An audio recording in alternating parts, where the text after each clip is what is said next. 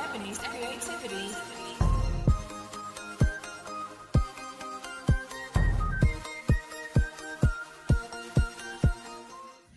Hey everybody, I'm Ebonee. This is Ebonee's Creativity. Thank you so much for joining me here on my channel. In today's video, I am going to be covering a couple of topics, mainly how to make money in furniture flipping and also how I price my pieces. I've gotten a couple of questions about that before in the past, so I'm going to just go ahead and give you my formula in this video.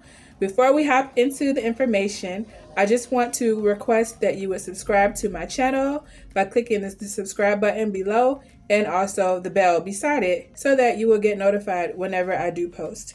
I do try my best to post weekly, but a girl is busy, y'all. So I have my paper here if you see me looking down, and I just want to quickly discuss a few different ways to make money while doing furniture flipping. So the first thing I want to cover is the obvious, and that's YouTube. Plenty of people are making channels about furniture flipping. I guess I could say I've been doing this for about a year now, and I guess I could say the pros and the cons would be, the pros is that it's a really good creative outlet. I've taught myself so much about how to edit these videos and how to try to make them better as I grow. Also, the encouragement that I get from you guys is amazing to me. I don't have that within my normal circle. So for the most part anyway. So it is really great to have you guys support me as strangers, as people who just see my art, my furniture art, and you just love what I do. I think it's amazing. So that encourages me to keep on going, even though I may not get that from my immediate circle. The cons of doing YouTube is that it is going to be a lot of work and it may not pay off right away, but it is worth it to keep going, especially if you find that it's something that you like to do. As of right now, I'm almost monetized. So like I said, if you guys could subscribe, I would really appreciate it. I have put in a lot of work on this channel, and you know, I'm trying to make my best to make the videos better and better each time I post. So subscribe. Yeah, so if you want to, some people started after me and their channels have far surpassed mine in a quick amount of time. But if that does not happen to you, which is the case with most people, they just have to post for a long time until they're able to monetize off their videos like me, then I'm fine with that. I don't rely on YouTube for my full-time job or for my means of supporting myself. So I'm fine with that. Right now I'm doing it as something that I love. However, when I am able to make a transition, then I will definitely consider doing that. So again, if you love furniture flipping and you don't mind putting in the hours that it takes to film, to edit, to post, to answer comments, to engage with people, it might be something that's worth a try for you. Plenty of people are making good money on YouTube, and hey, there's enough to go around for us as well. So I'm a living testament that it doesn't happen overnight for everyone, but here I am still posting YouTube videos, so don't forget to subscribe. All right, the next thing I am going to mention is to team up with someone else. Now, when I say team up, as far as YouTube, there are people who do collabs. I've not had any collabs yet, but maybe some are forthcoming. But when I say team up, I'm mostly talking about trying to find people in your community with like interest. So me, I was able to connect with a lady who owns a store where she sells painted furniture, and reloved, reimagined, refurbished, whatever you want to call it, furniture. So I was able to have a conversation with her about the fact that I love her store. I think it's a beautiful space, and I was able to form a partnership with her. So I'm sure that there are people in your community who are doing the same thing that you love doing and are profiting from it. So there's no problem in teaming up. the pros of doing so, just like your regular job or any other job, you have guaranteed pay for your work. So that's a beautiful thing when you're first starting into an industry and you're able to kind of learn at someone else's expense. So if you have kind of like that mentor or that partner, you can bounce ideas off of each other. I don't know anybody personally who's interested in furniture flipping. And sometimes I just have questions like, what color hardware do you think would look best with this? Or what color paint? And the lady that I met, she is more than happy to give me her suggestions or help me out in any way that she can. So she has been a really good asset to me. And I just walked in her store and met her strictly through conversation, and we were able to team up. So again, the pros of teaming up are guaranteed pay for your work. They have all the selling headaches. For me, selling is more of a headache than any part of the process. Dealing with hagglers, dealing with posting, it takes a lot of time. It seems like it's just pointing the camera and kind of taking a picture and posting online, but you've got to do staging. You've got to make sure the lighting is right, edit the pictures. It's a lot to sell a piece of furniture. So yeah, when you are working with somebody else who may be more established in the industry than you, they are able to help you with that. So I have definitely utilized that resource for myself. The biggest pro that I have come across with, as far as teaming up, has been the referrals. So when COVID happened, a phenomenon happened to the furniture painting business, and everybody was stuck at home looking at all their stuff that they wanted to reimagine or wanted to rework or didn't like. People were throwing stuff out left and right, and people were refinishing things that they already had left and right, which put furniture painting businesses way in over their heads. People were having so many orders that they could not fulfill them. So when you team up with someone like I did, I was able to get referrals from her business. Once I was able to establish a rapport with her, and she was able to kind of see my work and know that it's okay to, refer people to me, she started to do that. So that has been referrals are the gift that keeps on giving. Okay. If you are in any kind of business, referrals are your best friend. You always want satisfied customers that can talk to other people and grow your business just by word of mouth. You don't have to pay for that. You don't have to take out any kind of ad. You don't have to do anything except, and it's basically like other people are selling your business for you. So I was able to get some referrals just by teaming up with someone. I worked with her so I could grow my craft and she answered any questions that I had, and she assessed my work. And once she discovered, a succession of projects that were up to her par, she was able to feel comfortable enough to refer clients that she could not take to me. So that has been a really, really, really, really big moneymaker for me, getting referred business. So definitely see who's in your area that's doing the same thing and try to link up. If they're much busier than you, but they know that you do good work, they probably won't have a problem with referring people to you instead of turning them away altogether. So yeah, team up with people. The next way to make money is by doing client projects. So the biggest note that I found with doing client projects, and when I say client projects, I mean people calling you up and saying, hey, I have this dresser, this buffet, whatever. How much would you charge me to refinish it, paint it, whatever they want? So that's what I mean when I say client projects. Client projects, they have the pros and cons as well. The biggest note that I could say before I get into the pros and cons is just make sure to keep the pricing consistent. You don't want two people who you have charged different prices to come together and discuss that, and the person who paid the higher price to feel slighted. That could be really detrimental to you. So you don't want that to happen. Just be fair and keep your pricing consistent. Of course, you wouldn't charge, the same for something small as you would for something large, but just be fair, because you never know who knows who and word does travel, and you don't want to seem like you're taking advantage of people.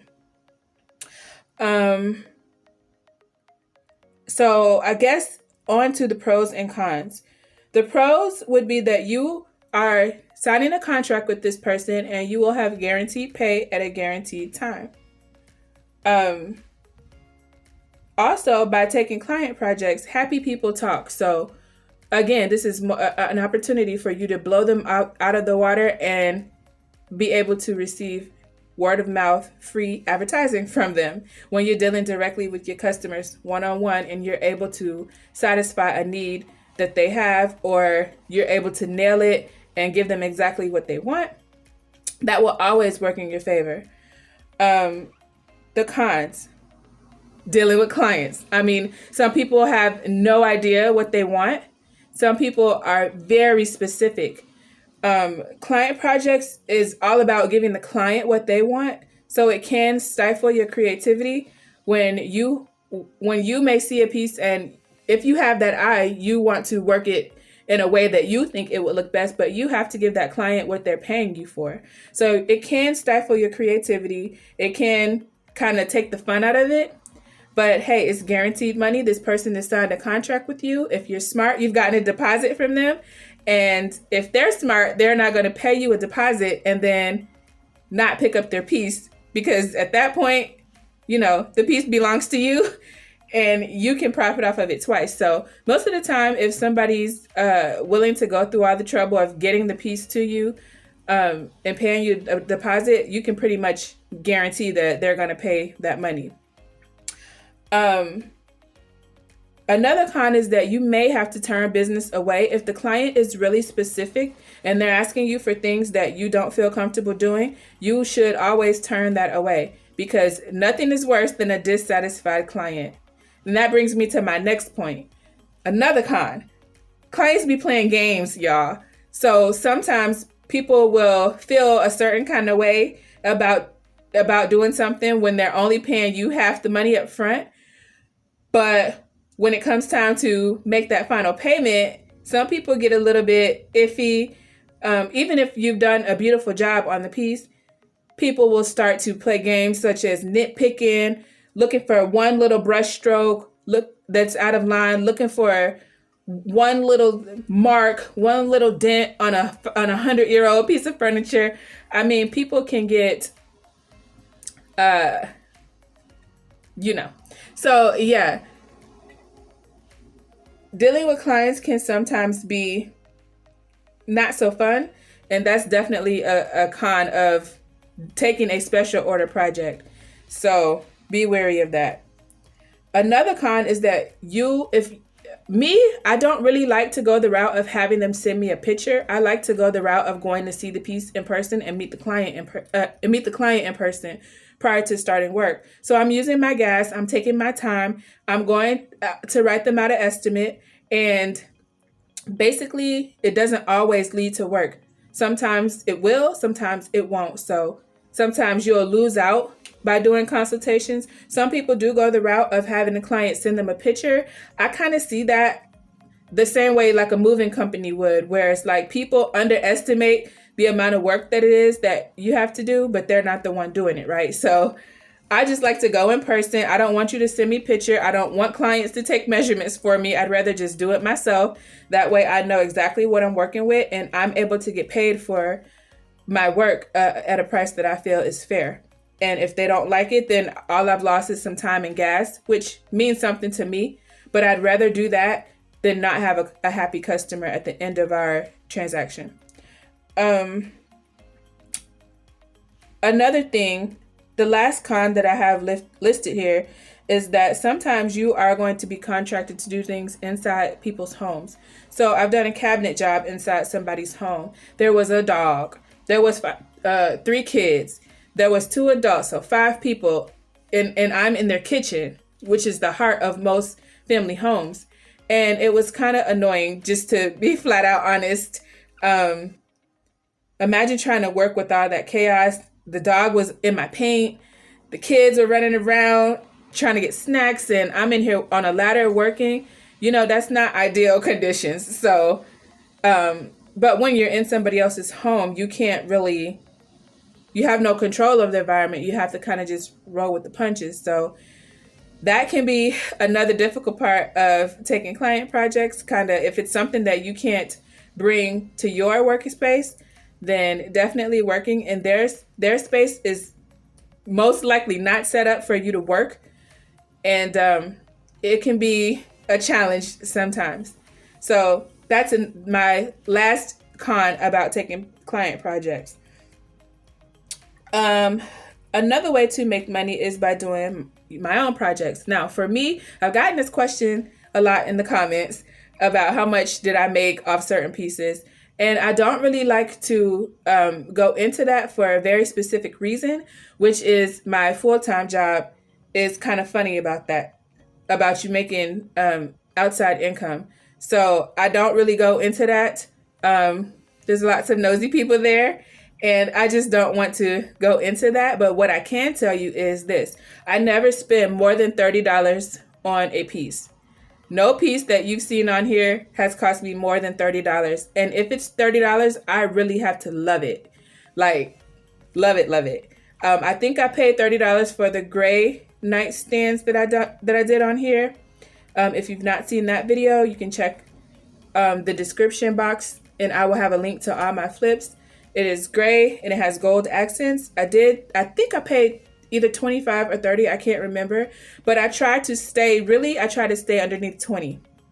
So really, I try to get for free, but if I have to pay, I'm always going to try my hardest to pay 20 or less. So by doing that, I don't need to make as much money as people who spend a lot of money on their pieces.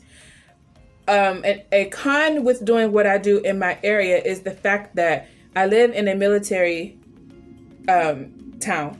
And so here, people would much rather go and buy IKEA furniture or cheap stuff, something just to fill their spaces while they're living here, because a lot of people come in and out of the area. So it's very difficult for me to get the amount of money that other people in other areas would get for my pieces. So it does vary. One con is that the amount of money that you're going to is going to be capped by the area that you live in. Most people are willing to go to a store and pay more for furniture pieces than what they're willing to pay just an individual.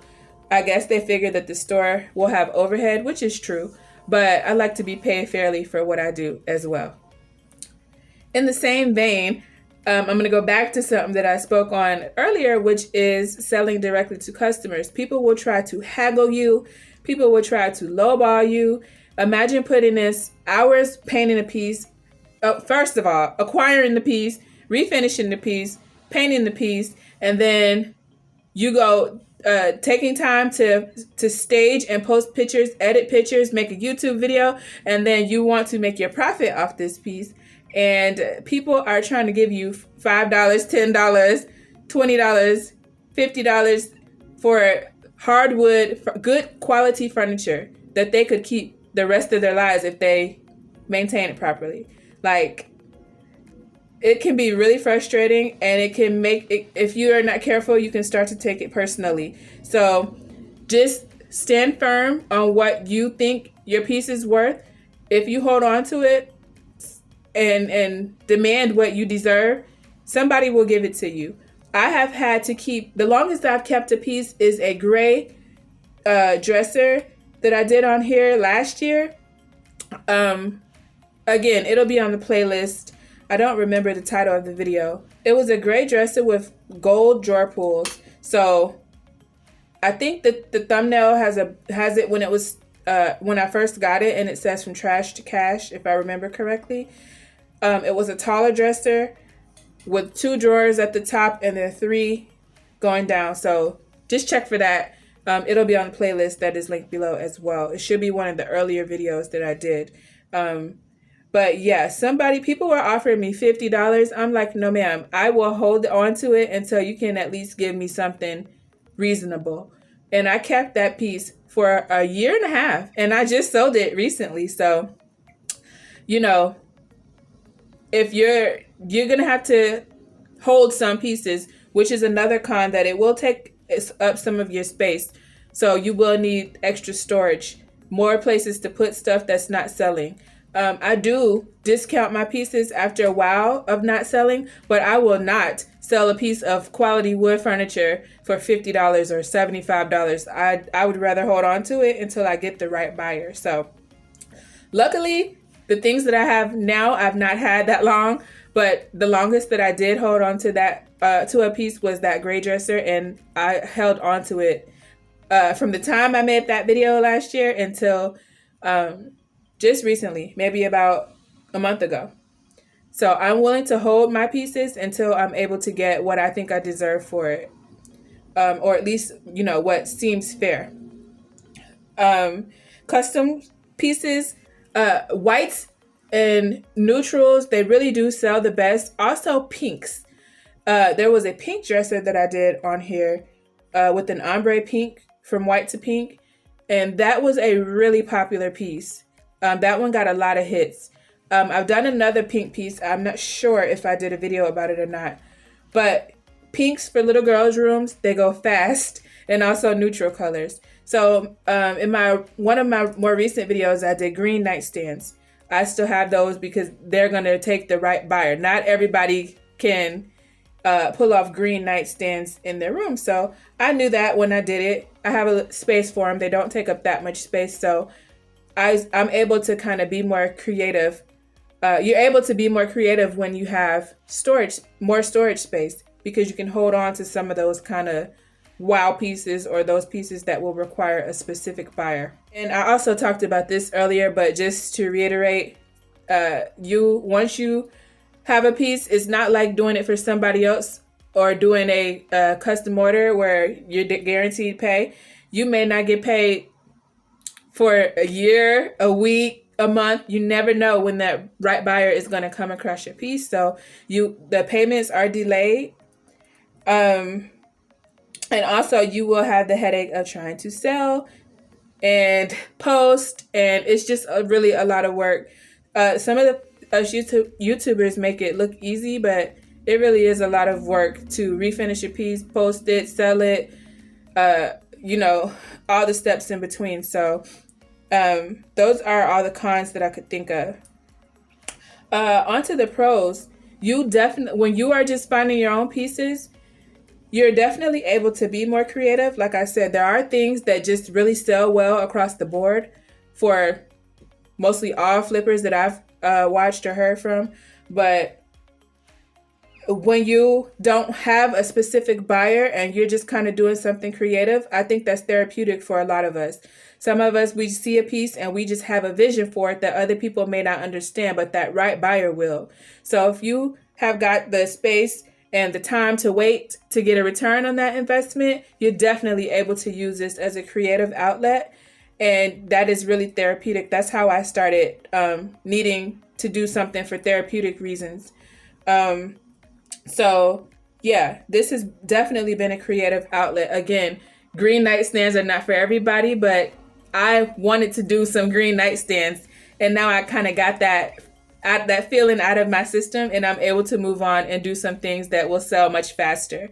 So that's my first pro. Up next, they kind of go together. I have them listed separately, but basically you set your own deadline and you set your own prices when you are the one working for yourself.